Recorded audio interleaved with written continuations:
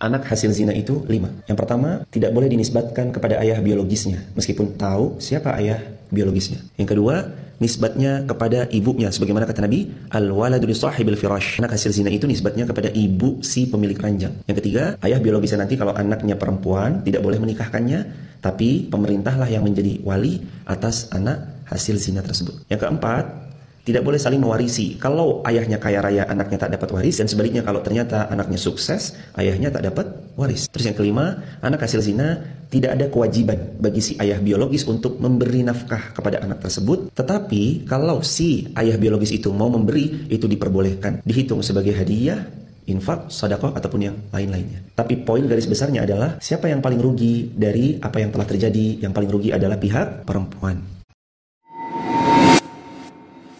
Wajah bukanlah cerminan dari akhlak, begitupun dengan pakaian. Tapi, tutur kata dan adab yang baik menandakan bahwa seseorang memiliki akhlak yang baik. Jangan menilai seseorang dari wajah dan penampilannya, karena kualitas seseorang itu bukan dari penampilan rupa dan pakaiannya, tapi dari iman dan hatinya. Saya mau tanya bagaimana hukum parfum yang mengandung alkohol, bukan bahasa Arab. Menurut ulama Saudi Arabia, Syekh Abdul Aziz bin Baz, alkohol najis. Mana dalilnya? Innamal khamru khamar, wal maisir judi, wal ansab berhala, wal azlam mengundi nasib, rijsun najis. Maka alkohol najis. Nih kelompok. Sedangkan Syekh Atiyah Saqar dari Mesir mengatakan tidak najis. Ini katanya alkohol najis. Yang dimaksud di situ bukan najis bendanya, tapi najis maknawi. Sesungguhnya khamar itu najis, perbuatannya itu najis. Maka ketika turun ayat khamar haram, ditumpahkan khamar ke jalan-jalan kota Madinah, dan sahabat banyak yang menginjak tapi tidak membasuh kaki. Itu menunjukkan dalil bahwa khamar tidak najis, kata kelompok Syekh Atiyah Saqar. Hey, apa kabar? Pernah nggak sih kamu merasa stuck karena terlalu banyak mikir? Terlalu banyak baca teori, nonton tutorial, tapi akhirnya nggak mulai-mulai juga. Ingat, rencana paling sempurna sekalipun nggak akan ada artinya kalau cuma disimpan di kepala. Daripada terus-terusan berteori, kenapa nggak coba langsung jalani aja? Satu langkah kecil hari ini jauh lebih berharga daripada 1000 rencana di esok hari. Minyak wangi yang kita harus pakai seperti apa? Karena minyak wangi yang ada di sekitar kita, minyak wanginya pakai alkohol. Setiap kita harus gimana? Atau minyak wangi seperti apa yang harus dipakai? Boleh saja walaupun minyak wangi beralkohol, karena alkohol sudah pernah saya jelaskan najisnya secara makna. Dia najis di zatnya, tidak menajiskan. Diambil daripada riwayat sahih menjelaskan tentang pengharaman khamr. Al-Maidah kalau salah ayat 90 menjelaskan masalah itu. Yang jelas Allah SWT pada saat menurunkan pengharaman khamr, para sahabat memecahkan kendi-kendi khamr mereka dan membasahi tubuh-tubuh mereka, baju-baju mereka, dan seluruh jalan Madinah penuh dengan khamr. Ya, karena pengharaman turun dan mereka saling mengingatkan Allah telah mengharamkan khamr. Kemudian azan sholat, lalu kemudian mereka sholat tanpa membersihkan baju mereka. Maka ulama mengambil mengatakan kalau penggunaan alkohol sifatnya eksternal tubuh, misal untuk membersihkan luka, pakai semprotan minyak wangi, segala itu tidak ada masalah. Apalagi dia begitu kena udara, dia nguap sendiri. Kenapa Kiai Haji Hasyim Asy'ari mendirikan NU 31 Januari 1926? Karena merasa ketika Muhammadiyah sudah tampil 14 tahun sebelumnya, itu beliau melihat di NU itu nggak muncul-muncul ulamanya. Asy'ari dengan pendiri Muhammadiyah, Muhammad Darwish, itu satu keluarga, satu saudara yang sama, bahkan ngajinya sama-sama, itu di Semarang, di Kiai Haji Soleh Darat. Dia ada 3 orang, Muhammad Darwish, kemudian Hasyim Asy'ari, satu lagi itu kakek buyutnya Cak Nun, MH Ainun Najib. Cuma 2 ini yang menonjol, karena menonjol, bagus baca kitabnya, soleh orangnya, itu langsung diperintahkan pergi ke Mekah, diberikan kitab. Kalau kakek buyutnya MH Ainun Najib, itu cuma diberikan cincin pada saat itu. Saat berangkat ke Mekah, berguru di guru yang sama, namanya Syekh Ahmad Khatib dari Sambas, dikenal dengan Syekh Ahmad Khatib As-Sambasi. Nah, setelah dilihat-lihat sampai kembali ke Nusantara di masa yang sama, itu Masya Allah, ternyata keduanya punya visi yang sama, ya, tapi punya beda karakter. Innamal khamru wal maisiru wal ansabu wal azlamu rijsun. Ini mereka mengatakan dari Al-Quran, innamal khamru khamr wal maisiru, perjudian. Jadi khamr itu adalah kerjaannya, minuman tidak boleh. Tapi kalau bersentuhan dengan baju, menurut Imam Rabi'atul Ra'i, Imam Muzani dan juga Imam Syukani, itu dikatakan bahasanya kalau kesentuh baju nggak apa-apa, akan tapi kalau diminum saja yang haram. Nah, ini kelompok yang ketiga seperti itu. Jadi masih ada celah. Menurut pendapat yang ketiga dan pertama, maka ketahuilah bahwasanya najis minyak wangi ini tidak akan jadi masalah. Yang mengatakan bahwasanya alkohol yang digunakan untuk minyak wangi bukanlah alkohol yang digunakan untuk minuman. Kemudian pendapat kelompok yang ketiga membedakan bahwasanya najisnya khamr itu adalah najis yang maknawi. Tapi kalau ternyata Anda beli, pilihlah yang tanpa Kata Imam Syafi'i sebelum dia meninggal dunia, dunia ini akan aku tinggalkan, sahabat-sahabat akan berpisah, aku akan minum, dan aku tak tahu apakah ruhku akan dibawa ke surga sehingga aku mengucapkan tahniah, wahai ruh kau akan ke surga, atau aku akan bertakziah kerana engkau akan pergi ke neraka. Saya ulang beberapa kali membaca. Apakah salah baca saya? Imam Syafi'i yang hafal Quran, Imam Syafi'i imamnya para imam ahli hadis dan ahli fiqh, begitulah dia takutnya menghadap Allah. Amalnya dia katakan, apakah aku katakan kepada ruhku selamat engkau masuk surga, atau aku akan katakan kepada ruhku takziah sebab engkau akan masuk neraka.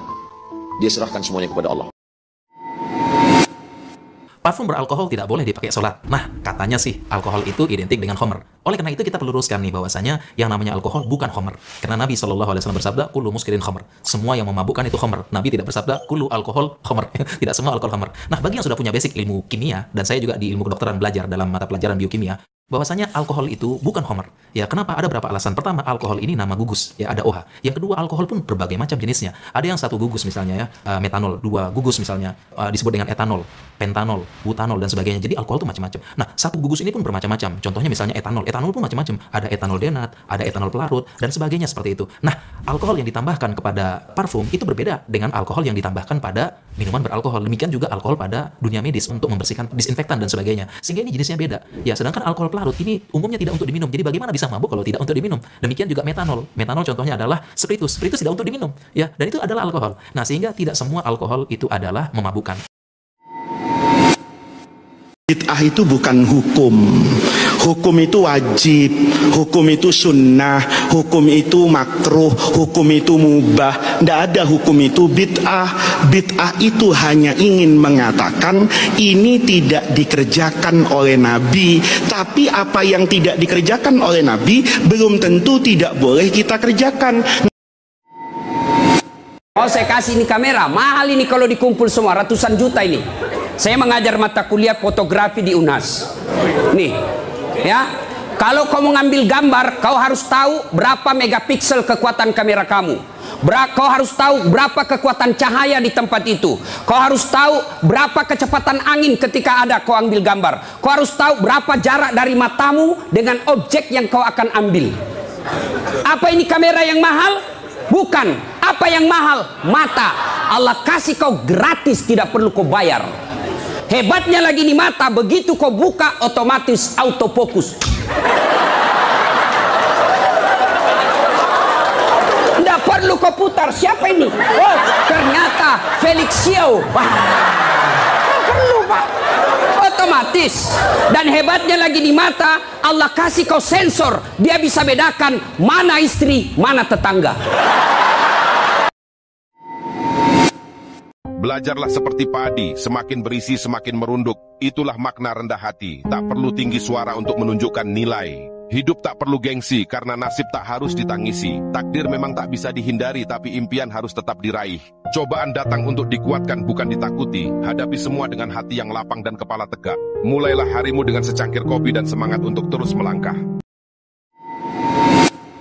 Katanya Rasulullah juga pernah menjelaskan kalau dunia itu akan dibagi dalam beberapa fase kan. Ya. Kalau nggak salah kalau yang Rasulullah kan 5 kan. 5 fase.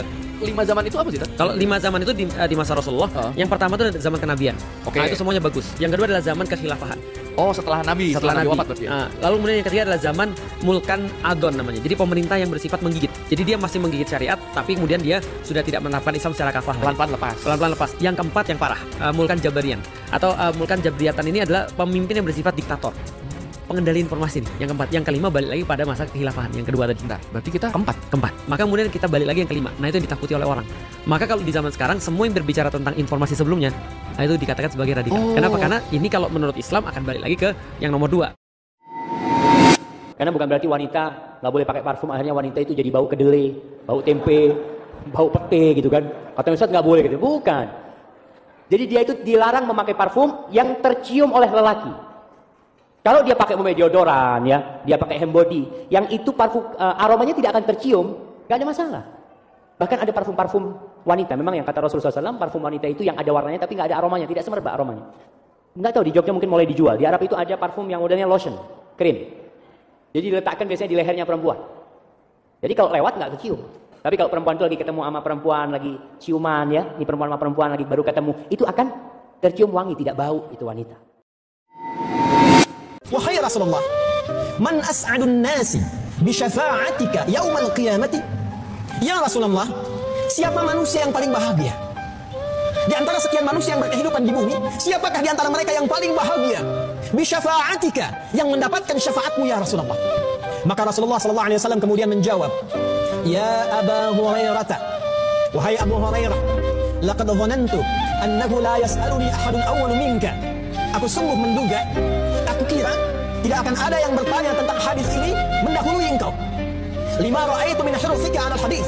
Lima ra'aitu min hirfika 'ala al-hadis. Karena aku melihat engkau itu begitu tekun mencari hadis. Begitu tekun mendekat pada tuntunan keislamanmu. Jika seorang wanita keluar memakai parfum, lalu tercium aroma parfumnya oleh lelaki yang bukan mahramnya, maka sama saja dengan berzina. Saya masih belum benar-benar paham, syukran. Afwan. Baik, baca Al-Quran, baca hadis harus sempurna. Sempurna ayatnya, sempurna hadis, sempurna pemahamannya. Wala tabarrujna tabarrujal jahiliyatil ula. Hei perempuan-perempuan yang sudah beriman, kalau kalian masih merasa punya iman, imannya dipertaruhkan di sini. Maka janganlah kalian keluar untuk tampil sengaja pengen dilihat orang. Mengenakan pakaian atau perhiasan atau hal-hal lain supaya orang lain itu bisa fokus terhadap Anda. Supaya orang lain itu bisa menikmati pemandangan terhadap Anda. Supaya orang lain itu gagal fokus dengan dirinya. Maka yang seperti itu disebut kebiasaan jahiliyah. Lu mau tau nggak salah satu yang membuat aku masuk Islam apa? Salah satu yang membuat aku masuk Islam adalah ini jangan ditiru ya. Ini jangan ditiru. Tapi maksudnya boleh diambil kebaikannya aja. Ketika aku masih belum Muslim, aku masih jadi orang Kristen. Aku kan satu kos dengan orang-orang Muslim. Kerjaanku ketika Ramadan kayak gini nih, datang ke tempat temanku, ngeliat-liat buku bacaan mereka karena aku suka baca. Nah, aku salah ngambil judulnya gini, sistem pergaulan di dalam Islam. Membahas tentang hubungan interaksi antara laki-laki dan perempuan secara umum. Dan ada satu bab yang sangat menarik aku sebagai seorang laki-laki. Tahu nggak apa judulnya? Lihat nih, Islam sampai ngatur kayak gini. Judulnya gini. AZL. Aku yakin belum pernah dibahas. Apa tuh? Apa tuh? Azl. Itu artinya adalah senggama terputus. Senggama terputus. Dalam bahasa Latinnya coitus interruptus. Aduh, makin gak ngerti. Gini ya, biasa ngerti pakai bahasa Indonesia, ini makin Latin, ini makin gak ngerti. Bahasa kampung ya. Bahasa kampung ya, keluar di luar. Oh, keluar di luar. Iya. Kalau itu dibahas ya maksudnya. Itu dibahas. Aku pas baca itu aku bilang amazing. Bukan karena gue mesum ya. Tapi gue bilang ini bisa jadi. Ya mungkin gabungan di antara keduanya. Ya manusiawi. Gue bilang gila. Islam kayak gini aja diatur. Aku bilang kayak gini nih diatur nih. Aku bilang ini agama keren banget.